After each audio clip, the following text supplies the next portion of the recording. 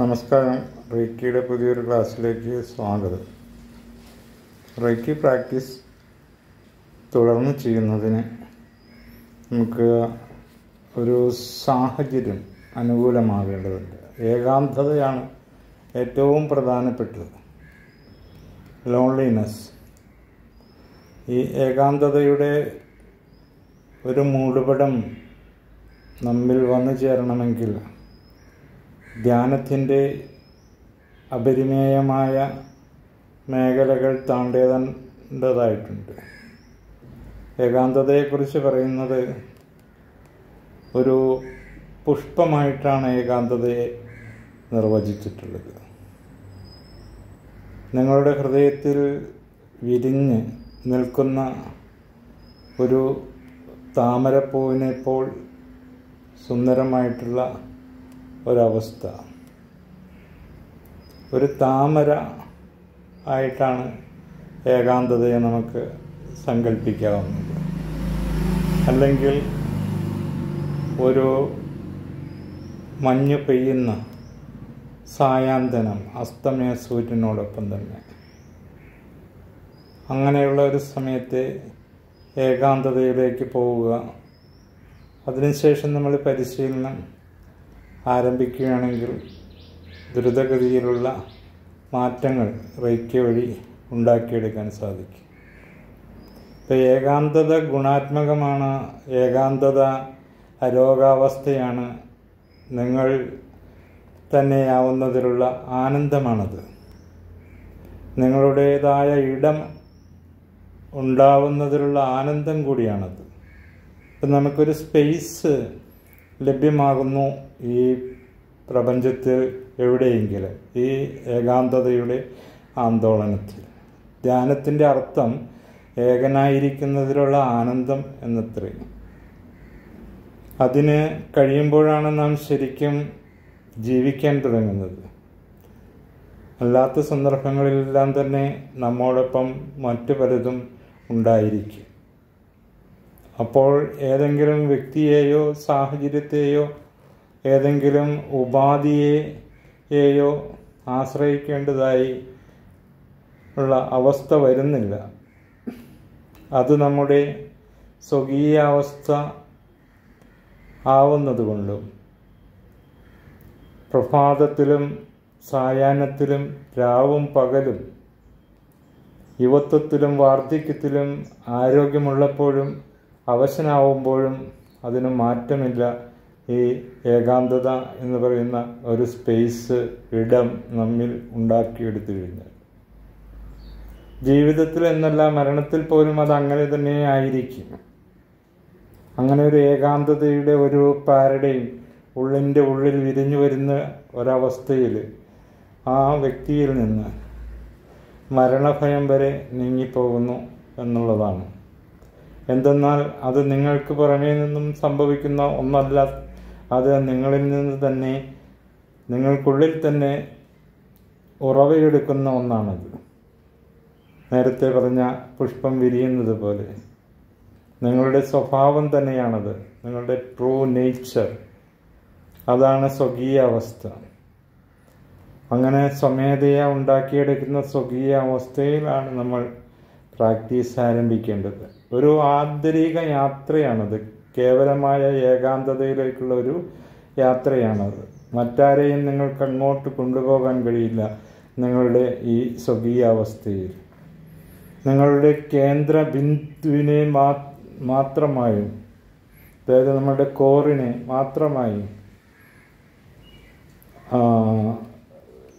മറ്റാരുമായും നിങ്ങളുടെ പ്രിയതമയെപ്പോലും പങ്കുവയ്ക്കാനാവില്ല ഈ ഏകാന്തതയിൽ.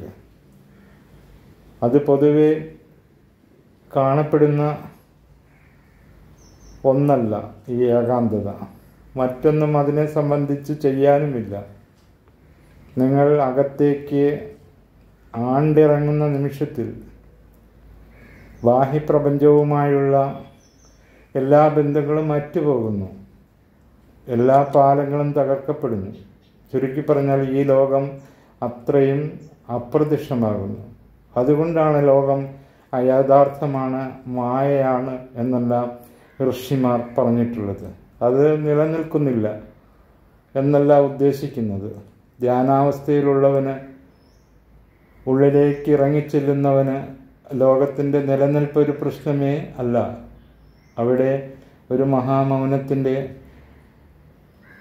വിളംബരം മാത്രമേ ഉദിക്കുന്നുള്ളൂ. ഈ മൗനം വളരെ ഗാഢമാണ്.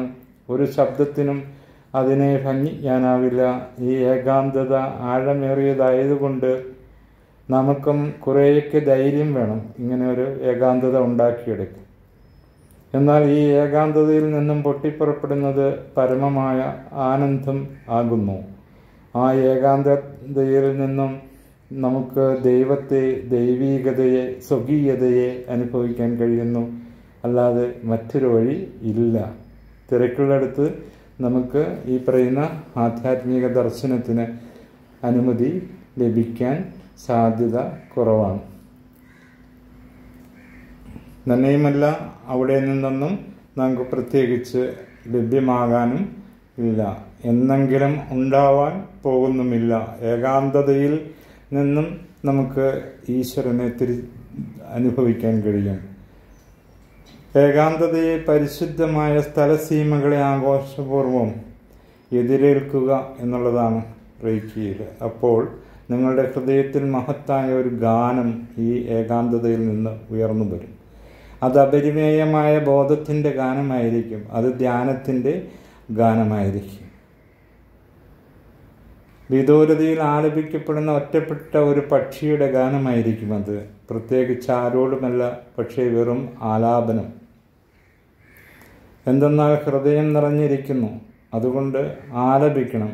എന്തെന്നാൽ മേഘം ഘനീഭവിച്ചിരിക്കുന്നു, അതുകൊണ്ട് ചെയ്യണം. എന്തെന്നാൽ പുഷ്പം വളരുകയും ഇതളുകൾ വിടരുകയും ചെയ്തുകൊണ്ട് സൗരഭ്യം നിർഗളിപ്പിക്കുന്നു, ആവശ്യപ്പെടാതെ തന്നെ. അപ്പോൾ നിങ്ങളുടെ ഏകാന്തത ഒരു നൃത്തമായി, നടനമായി പരിണമിക്കും. ആ അവസ്ഥയിലാണ് നമ്മൾ റെയിൻബോ റേക്കി പ്രാക്ടീസ് ചെയ്യേണ്ടത്. അതാണ് ഇന്നത്തെ വിഷയം. അങ്ങനെ ഏകാന്തതയിൽ നിങ്ങൾ റേക്കി ഇൻവോക്ക് ചെയ്ത് കഴിഞ്ഞാൽ റെയിൻബോയുടെ പ്രവാഹം അനുസ്യൂതമായിട്ട് നിങ്ങളിലേക്ക് ഇങ്ങനെ ഒഴുകി വന്നുകൊണ്ടിരിക്കും. ആ സമയത്ത് നിങ്ങൾ എന്ത് പ്രോഗ്രാം ചെയ്തു കഴിഞ്ഞാലും നിങ്ങൾക്ക് അത് സംഭവിപ്പിക്കാൻ സാധിക്കും. പാട്ടുപാടി മഴ പെയ്യിപ്പിക്കാൻ സാധിക്കും. അതുപോലെ തന്നെ ഗന്ധങ്ങൾ സൂക്ഷ്മരൂപത്തിൽ നിങ്ങൾക്ക് വലിച്ചെടുക്കാൻ കഴിയും. നിങ്ങൾ റേക്കി ഇൻവോക്ക് ചെയ്തിട്ട് I thank myself for being here, I thank reiki for being here, I thank myself for being here എന്ന് ഈ ഏകാന്തത കൈവന്നു കഴിയുമ്പോൾ പറയുക. അപ്പോൾ ഒരു ജെൻറ്റിൽ ബ്രീസ് നിങ്ങളിലേക്ക് ഇങ്ങനെ ഒഴുകി വരുന്നതായിട്ട് നിങ്ങൾക്ക് ഫീൽ ചെയ്യും. ഡീപ്പായിട്ട് ബ്രീത്ത് ചെയ്ത് എടുക്കുന്ന സമയത്ത് ഒരു ഇളങ്കാറ്റ് നിങ്ങളെ തഴുകി തലോടി കടന്നു പോകും. നിങ്ങൾ ആ സമയം നിങ്ങൾ മണ്ണിൽ പുതിയ മഴ പെയ്യുമ്പോൾ ആ മണ്ണിനുണ്ടാകുന്ന ഗന്ധത്തെ, ഭൂമി തത്വത്തെ മെല്ലെ ഇൻഹേൽ ചെയ്യുക. അപ്പോൾ നിങ്ങൾക്ക് തീർച്ചയായിട്ടും ആ ഗന്ധം, ഈ മഴ പെയ്തില്ലെങ്കിലും പെയ്ത മഴയുടെ മഴ പെയ്ത മണ്ണിൻ്റെ ഗന്ധം നിങ്ങൾക്ക് സ്വാംശീകരിക്കാൻ സാധിക്കും. അതുപോലെ നിങ്ങൾ ഒരു കടൽ തീരത്ത് നിന്ന് ഒരു കടൽക്കാറ്റിൻ്റെ ഇരമ്പം നിങ്ങൾ മെല്ലെ ശ്രദ്ധിക്കുക ആ സമയത്ത്. അപ്പോൾ കാറ്റ് ഇങ്ങനെ ഓടി വരുന്നതായിട്ട്, മത്സ്യത്തിൻ്റെ ഉളുമ്പ് മണത്തോടു കൂടിയുള്ള ഈ കടൽക്കാറ്റ് നിങ്ങളെ തേടി വരുന്നതായിട്ട് നിങ്ങൾക്ക് ഫീൽ ചെയ്യും. അങ്ങനെ ലോകത്തിൽ എന്തെല്ലാമാണോ നിങ്ങൾക്ക് ഇച്ഛിക്കുന്നത്, നിങ്ങൾക്ക് ആവശ്യമുള്ളത്, മെറ്റീരിയൽ വേൾഡിലെ ആവശ്യങ്ങൾ, അതെല്ലാം തന്നെ നിങ്ങൾക്ക് നിങ്ങളുടെ ആ ഒരു ധ്യാനത്തിലൂടെ, ഏകാന്തതയുടെ ആന്തോളനത്തിലൂടെ നിങ്ങളുടെ വരുതിയിലേക്ക് സ്വാംശീകരിച്ചെടുക്കാൻ സാധിക്കും. അങ്ങനെ ഒരു പരിശീലനം നിങ്ങൾ ചെയ്ത് നോക്കുക, മേൽപ്പറഞ്ഞ പരിശീലനവും ചെയ്ത് നോക്കുക. തീർച്ചയായിട്ടും വിജയം സുനിശ്ചിതമാണ്. Thanks for watch with love let of reiki.